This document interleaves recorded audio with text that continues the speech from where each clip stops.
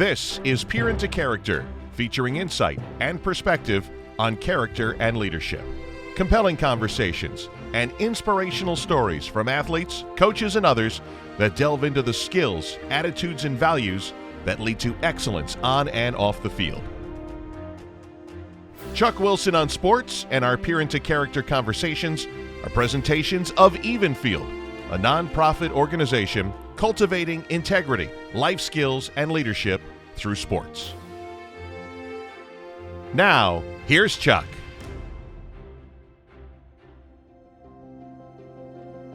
One of our core beliefs here at Evenfield is that personal qualities we develop separate from talent, ones that we alone control, have a significant impact on what we will achieve in sports and in life. That beginning at early ages, the level of focused effort we put into any endeavor or task and the attitude we bring to any challenge is entirely within our control as a choice we make. Our guest today, Emmy award-winning sportscaster and host, Ken Bell, who spent more than 50 years in radio and television and has inspired others and been giving back to communities for longer than that. Ken was a sports anchor for KOA TV in Denver. He then joined Rhode Island's Channel 10 WJAR reporting sports before moving to Milwaukee to co-host PM Magazine. In 1984, Ken returned to Rhode Island as sports director, WLNE ABC 6, and he remained in that position until his official retirement in 2017.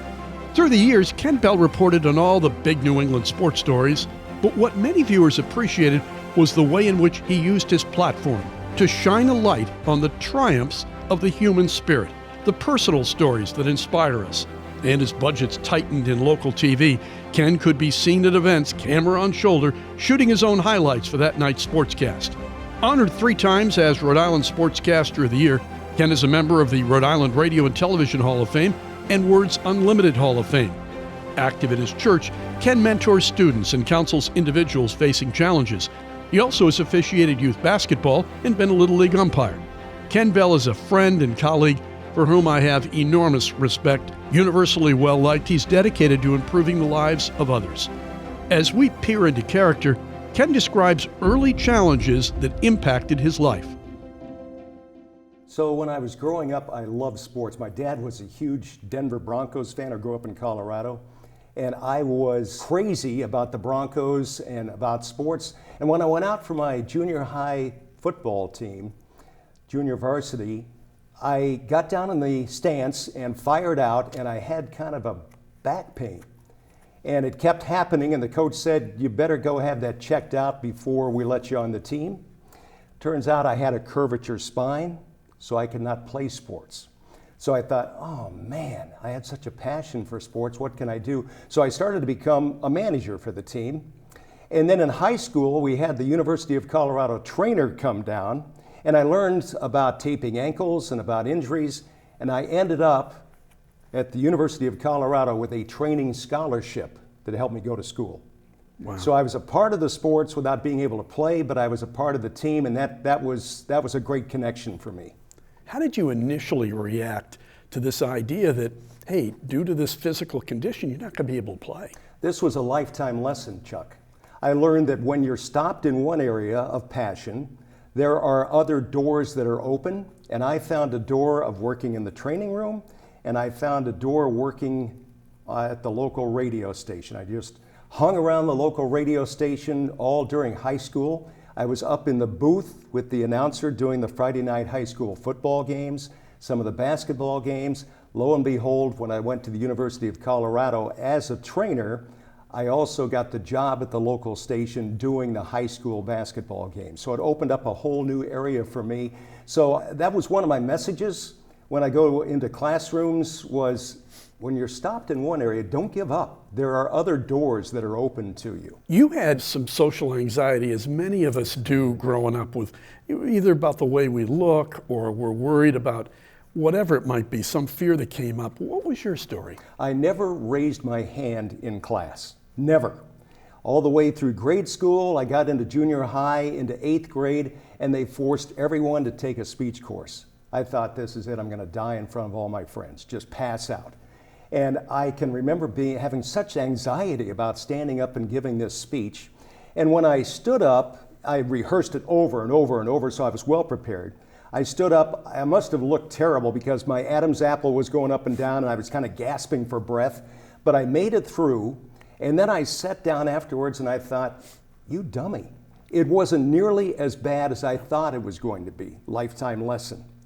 Not only that, I discovered that there was something inside of me, a talent that I didn't know I had, that was exposed only by being forced to do it. So this was, again, a lifetime lesson. When you reach the hard things, don't let it get you down. There's another way, another avenue, something else to do. And by fighting through the tough stuff, you prove something to yourself. That 8th grade teacher really made a huge difference in your life. And you know, my oldest brother Steve, was a longtime school psychologist out in Cape Cod. And he said the one thing that middle school age kids need the most is they need someone outside the family to believe in them. Somebody who can look them in the eye and say, look, you can do this. That teacher did that for you, forcing you to do something at the time you didn't want to do. I had a woman speech teacher in junior high, and in high school I had a male speech teacher. Lifelong friends. I continue to send Christmas cards to my junior high teacher. My high school teacher passed away a few years ago, but he brought something. He was tough on me, and he forced me to discipline myself in order to succeed. I'm in speech course in high school. I'm in the library doing a paper. I'm saying, what am I doing in the library in a speech course? But he knew what was going to get the best out of me. So number one, being pushed. Number two, being appreciative. And number three, being willing to grow. You know, a lot of people are not disciplined enough, Chuck, to be able to move into success. They settle for second best, or they settle for what someone says about them, that they're not good enough, or you're not good at this, or whatever. See, I'm a man of faith. Everybody has something to offer. Everyone has a gift. Everyone has a talent. It's your job to find it. A lot of people won't help you find it, but you have something that you can offer, but you've got to work at it. The thing that strikes me about that is that at any age you can have fear of failure. That's right. You know, and one of the hard lessons to learn is that failure is really a temporary condition. If you can use this as an opportunity to learn, you really can move on from that and not make it self-limiting. And that's really what you're talking about, is the limits we put on ourselves sometimes. And if you can find a way to get through that, real rewards are there. What did you find out about pushing through fear? Okay, so when I had this experience in 8th grade, I started to pursue that, pushing through the fear, pushing through the anxiety, and the more you do it, the more comfortable you become. So I was in school plays. I was, any chance I had to get up to give a speech, I was in local speech contests and things. So every time I was in that, fighting through that, Chuck, I started to discover that I was more comfortable in doing it and more confident in doing it. We spend so much time as youth sports parents of helping our kids develop physical talents.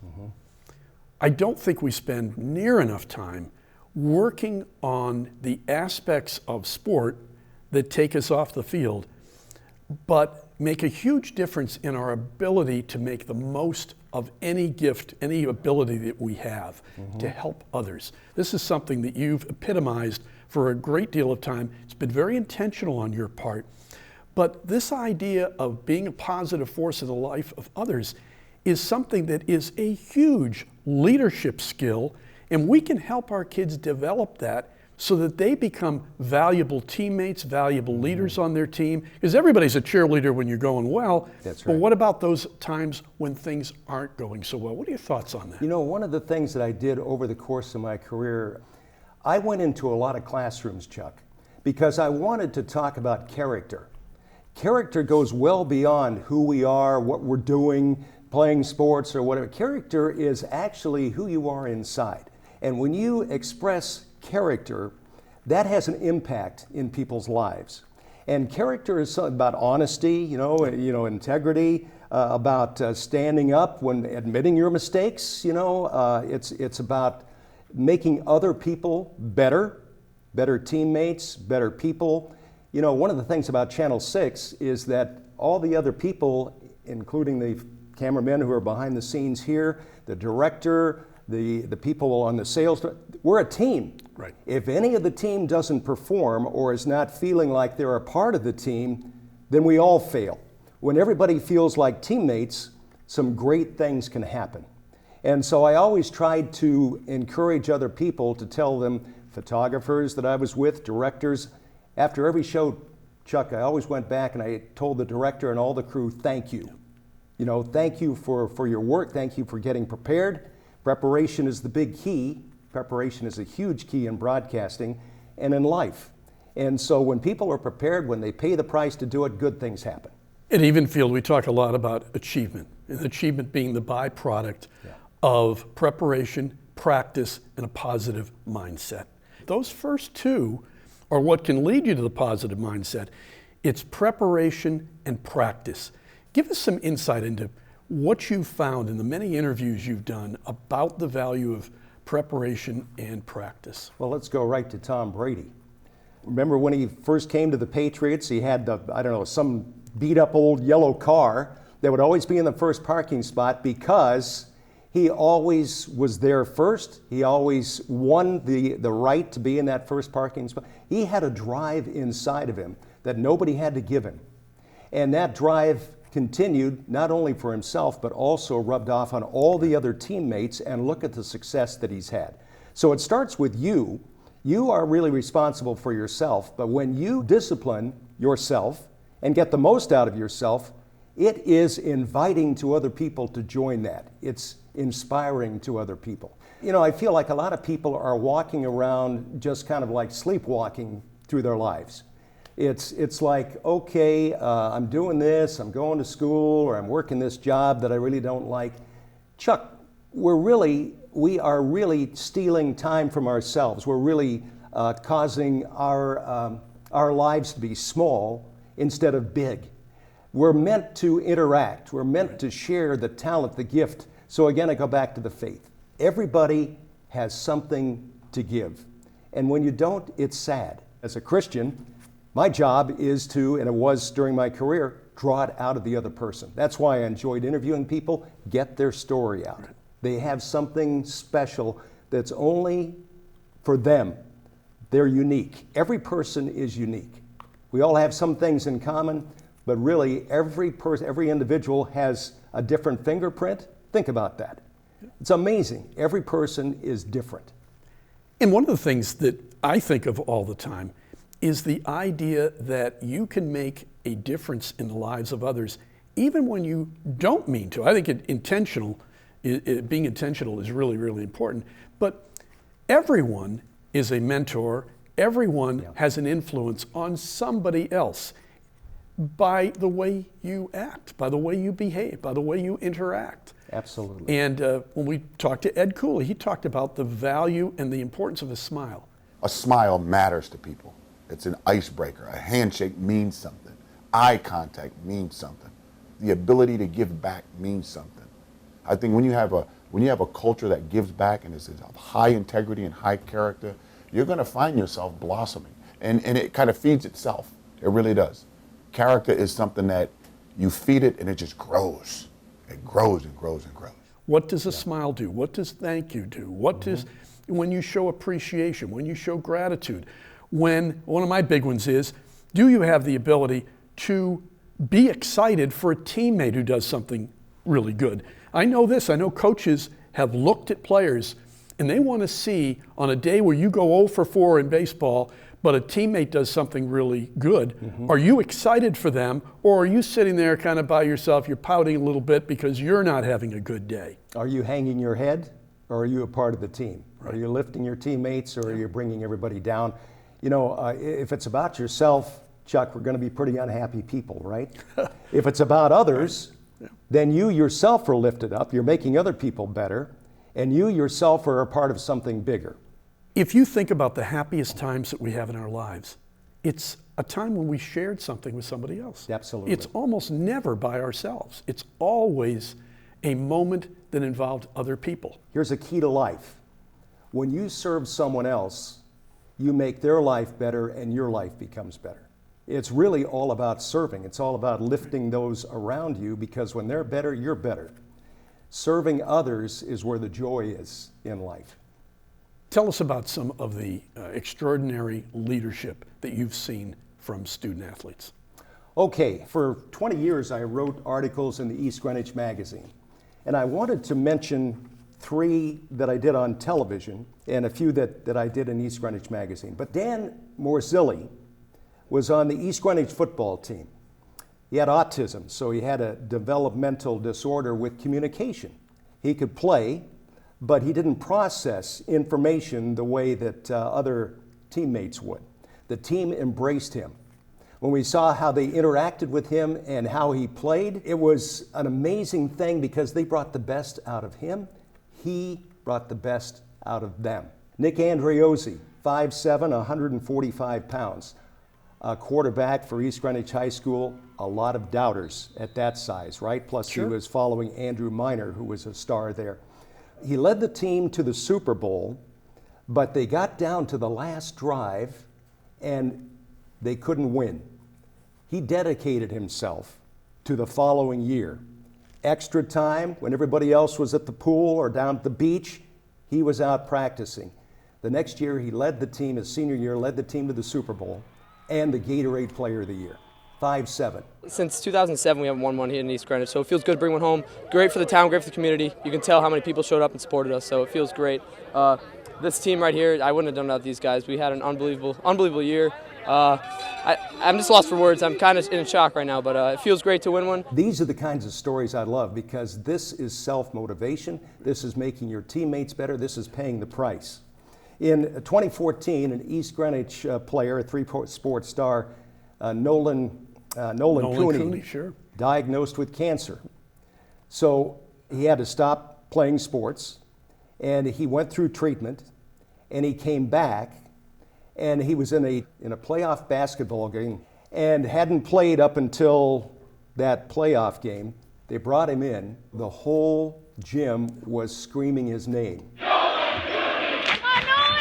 And so do you think his life changed? Absolutely. Do you think he changed other people's lives in that gym and in that school?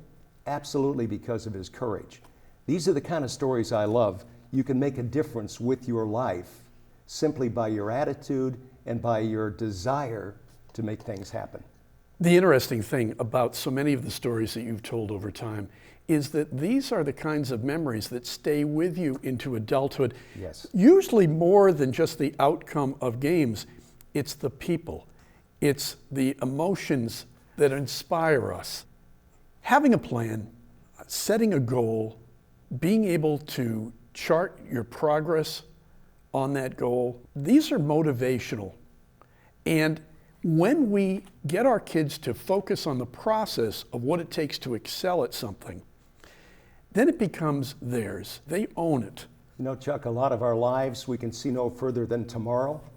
We don't plan for the future, do we? That often? It's like, okay, what's tomorrow like? What am I going to do next week? There are some people that think about next year and the year after that and where their lives are going.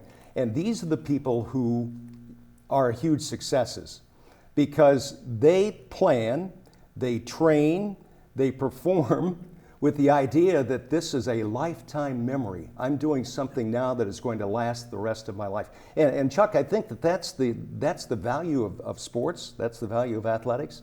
Because what you did today is giving you the discipline to discipline your life after the sport. It's also giving you lifetime camaraderie with teammates that you had. And, you know, people who are supportive. You run into a problem later on in life, an illness or something, your teammates are there. You form these lifetime relationships. It's not all about the sport. It's about investment of people. When they come together to do something, some amazing things can happen, and there is a part of you that goes with them and a part of them that goes with you the rest of your life. We had talked briefly about character, but I want to get into that more, because obviously that's what Evenfield really is all about. It's about the life skills, it's about the principled leadership, and it's about integrity. It's about your character. Bill Belichick, I think, put it pretty well.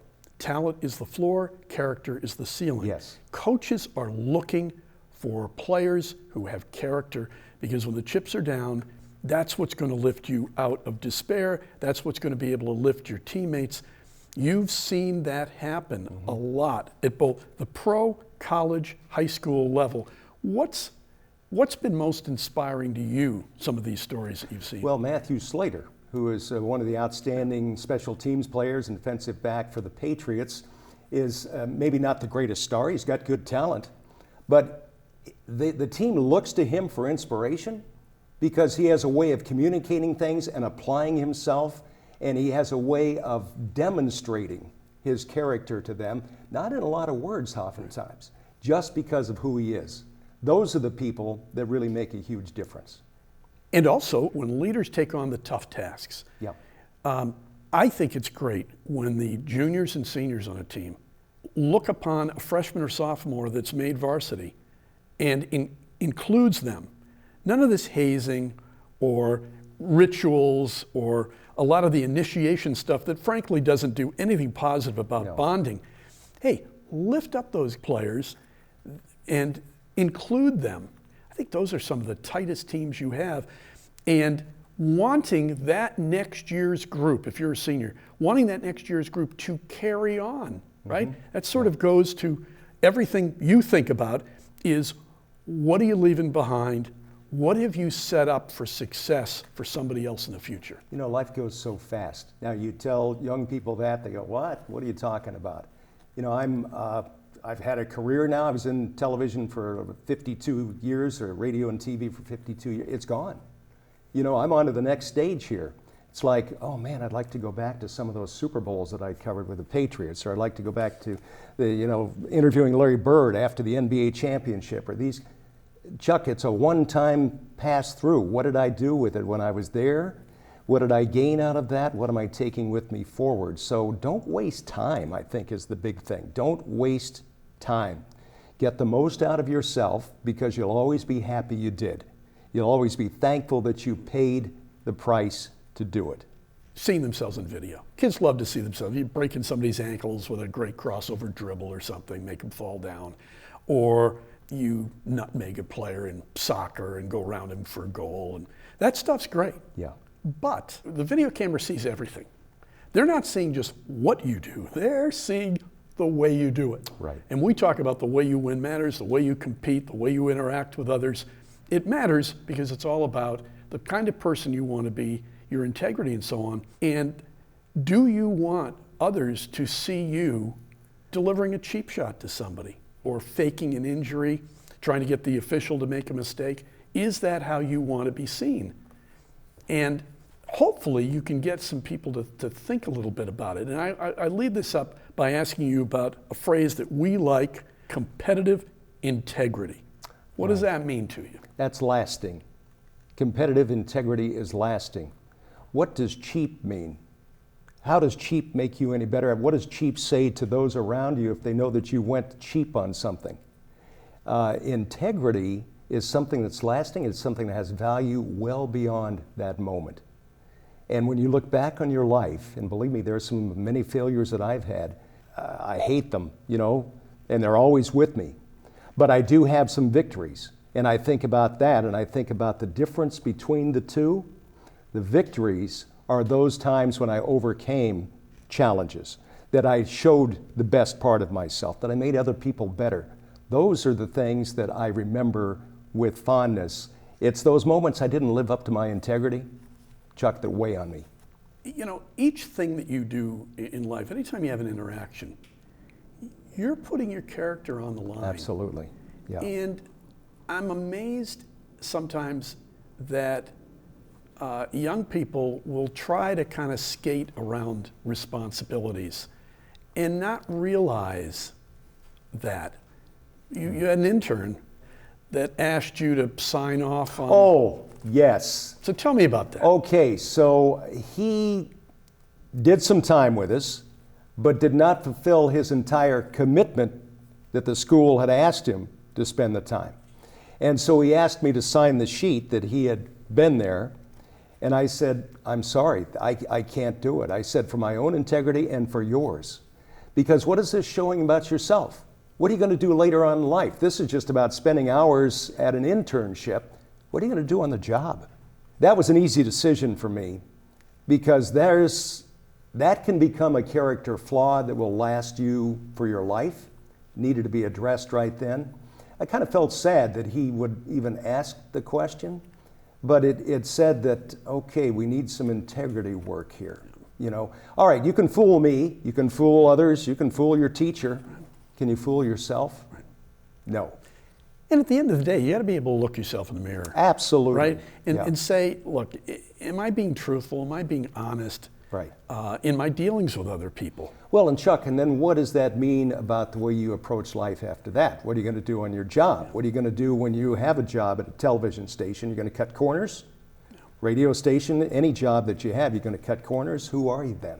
The value of faith, you're absolutely a man of faith, and you encompass within that this feeling of service toward others. And the feeling that you can get doing that is something that can stay with the rest of your life. And if we develop kind of this mindset of looking for ways to be not only of value to an employer or something, but of value to other people. Chuck, I want to share a story about John Blazeman. He was a track star at Seekonk High School, competing in triathlons for 20 years. And then he was having an issue with his body, and he noticed that he wasn't operating the way he was before. It turns out he had ALS. He continued to compete, and his goal was to do the Ironman over in Hawaii. So during the 2.4 mile swim, he lost the feeling in one hand, but he made it through. And then he wasn't sure he would finish the 112 mile bike ride, but he did. And he needed to finish in a certain time in order to have it count at the finish line, 16 and a half hours after the start, without the full use of his body. He then laid down and rolled across the finish line so that people would remember that he finished and also remember those with ALS. Blazeman, that was courage. That's the kind of story I wanted to highlight because that was courage. The other courage, and I think we're all inspired by courage, Jason Pisano. Now, we were doing a telecast of the Downtown 5K road race. And so we're doing the runners finishing and we're showing the course. And then about a minute before we finish the broadcast, we see a guy in a wheelchair pushing himself backwards. I said, who is that? How is he doing that? So the next day I tracked him down. He was at his grandmother's trailer in West Warwick. He couldn't speak. She had to kind of interpret what he was doing. He could get some words out. But he had this incredible desire to compete, and the West Warwick track team put him on the team. The only guy going around the oval backwards in a wheelchair, but he was a part of a team. Then he went to the 5K. Then he had the idea he wanted to do a marathon. And so he set his sights on the Boston Marathon.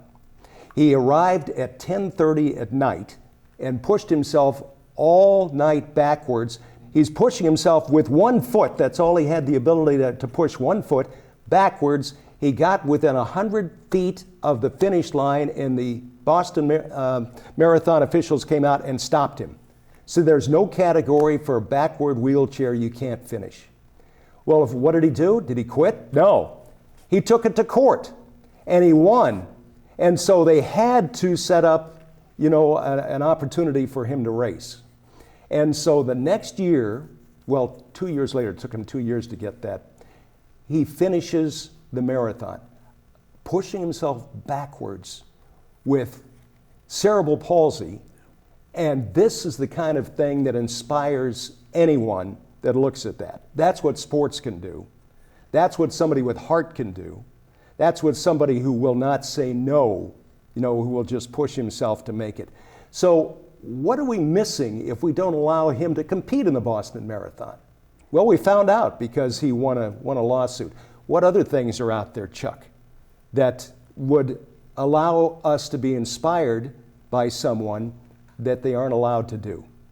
And so I love that story because he proved that he could do it. He did it with a disability. He wanted to be like everybody else, and he was. He was able to finish. Leave us with this. The way you win matters is trademarked by Even Fields. Very important to us. What does that mean to you? That means, again, is it a hollow victory? Is this something I'm going to be proud of and be able to tell my family and my kids later on about? Or am I always going to have that feeling like I cut corners here? I didn't really do it the right way. I may have not called it cheating, but maybe I was cheating. Maybe I wasn't the best teammate that I could have been to bring out the best in those around me. And so don't live with regret. Do the right thing at the right time, right? Step up, do the right thing, inspire your teammates by your character. That's my point. Men of character stand the test of time. Men and women of character stand the test of time. Well, you certainly have, because you've done an amazing job just of being able to help so many and encourage people, inspiring a lot of people, and you continue to do it in so many different ways right now. Thanks so much for the time. Thanks, it's great. Chuck. Thanks for having me. Insights and perspective from Ken Bell. You can contact Ken through ABC6 in Providence, Rhode Island. This Peer into Character presentation was written and produced by Chuck Wilson. Post-production editing and graphics by Chris Gemma. Narration music by Tea Time, licensed through PremiumBeat.com. Our theme music by Martin Harvey, licensed through Pond5.com. Our thanks to Professor Mike Davis and his digital production class at New England Institute of Technology for the recording of this interview. The recording took place at New England Tech's East Greenwich, Rhode Island campus. Evenfield is a 501c3 nonprofit organization, and this non-commercial video was produced to serve our educational mission. This video includes use of copyrighted protected visual works under the Fair Use Doctrine as described in Section 107 of the Copyright Act. We acknowledge, credit, and express our appreciation for the unlicensed use of this content from the New England Patriots and the National Football League. Additional visuals courtesy of Ken Bell, Nick Coit and ABC6, Carol Kane, WJAR, WISN TV, The Providence Journal, The Daily Camera, The Reporter Today, East Greenwich Magazine, Town & Country News, Sports Illustrated, Ironman Triathlon, the Rhode Island Interscholastic League, AMP Training Center, and YouTube. We also thank Evenfield's Board of Directors and the following in particular for their support of Evenfield's mission and this multimedia production: Thomas J. Scala, the John and Jessica Pincus Family Fund, and highly regarded businesses in Rhode Island, the Virtus Group, trusted advisors led by Mark Cruz, providing an array of comprehensive financial planning services for families and businesses. Epic Promotions. The Kudo family has 4 decades of experience in printing, branding, and marketing. Thank you, Barry, Adam, and Keith. Graphic Innovations, a New England leader in large format printing, graphics, and vehicle wraps. Our thanks to Jim Larkin and his team. We also appreciate the support of Sheehan and Associates, providing small business legal services in Massachusetts and Rhode Island. Thank you, Megan Sheehan. Simply J Bookkeeping and Consulting, a Massachusetts-based bookkeeping, accounting, coaching, and advisory firm that partners with organizations whose mission is to serve people and their well-being. Our thanks to Jillian Johnson. Chuck Wilson on Sports and our Peer into Character conversations are presented by Evenfield, promoting integrity, life skills, and leadership through sports. If you enjoyed this program, please like us on Facebook and subscribe to this channel. And if you believe our content has value and you're in position to support us, your donation of any amount, big or small, would be appreciated. Evenfield is a recognized 501c3 nonprofit organization, and donations to Evenfield are tax deductible to the full extent allowed by law. You can learn more about our organization at evenfield.org. I'm Mark Kestisher. And I'm Chuck Wilson. Let's inspire kids to exhibit competitive courage and to understand that the way you compete, achieve goals, interact with people, and do everything else in life shows the world how you value character and respect for others. Let's encourage each of them to be a person of integrity who is worthy of trust on and off the field. Thanks for joining us. We'll see you next time.